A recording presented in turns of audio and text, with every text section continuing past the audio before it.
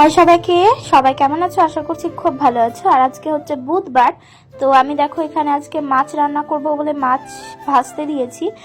আর এই যে এখানে সমস্ত মশলা যা যা লাগবে আর কি মাছের সব করা হয়ে গেছে, মানে সব কিছু গুছিয়ে নিয়ে বসলে না রান্নাটা করতে ঝটপট হয় আর সুবিধাও হয়। ওই জন্য সব কিছু গুছিয়ে নিয়েই বসেছিলাম। আর এর দেখো মাছ ভাজতে ভাজতে তোমাদের সাথে ন্যাকামো করছিলাম। জানোই সবাই যে আমি ঢঙ্গি মাসি, ঠিক আছে, একটু ন্যাকামো করতে পছন্দ করি। তো এখানে দেখো 5 ফোড়ন দিয়ে দেবো, দিয়ে আলুটাকে সুন্দর করে ভেজে নিব। আজকে যেহেতু অনেকদিন পরে মাসি আসছে, সেই জন্য সুন্দরভাবে একটু রান্নাটা করার চেষ্টা করছি।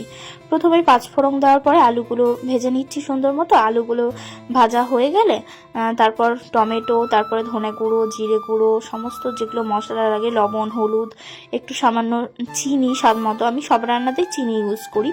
তো আদা লঙ্কার পেস্ট বাটাটা দিয়ে কষিয়ে নিয়েছিলাম, দিয়ে জল দিয়ে দিয়েছিলাম।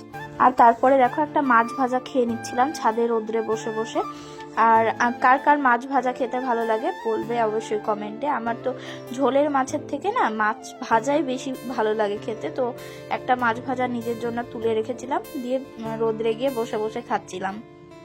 ঠান্ডাতে কেমন লাগছে সবাই কিন্তু অবশ্যই কমেন্ট করে জানাবা।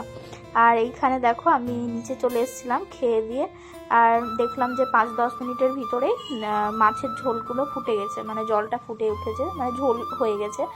তো ঝোল তৈরি হওয়ার পরে মাছগুলো আস্তে আস্তে করে একটা একটা করে ছেড়ে দিলাম। আর দেখো এখন ফুটবে, 5-10 মিনিট মতো ফুটিয়ে নিব আবার, তাহলেই সুন্দরভাবে জিনিসটা সেট হয়ে যাবে।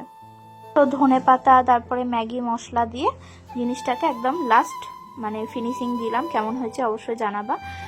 আজকে অতটা মানে ভিডিও এক হাতে আর এক হাতে সবকিছু হয় না ওরকম ভাবে। তো এখানে দেখো মাসিও চলে এসছে গল্প করতে করতে, তারপরে মাম্মা, তারপরে সিমি, সবাই হাই করছে দেখো। আর এখানে ডগিও আমাদের হাই করছে।